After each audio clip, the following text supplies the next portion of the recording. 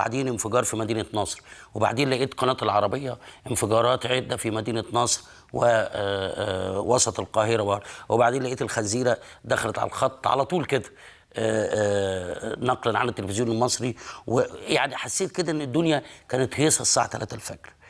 الحمد لله احنا يعني بيبقى لينا اصدقاء كده او الناس بنرتاح ليهم يعني، فكلمناهم قالوا لنا لا، هو الامر مقتصر على بتاع الامن الوطني اللي موجود في شبرا الخيمه.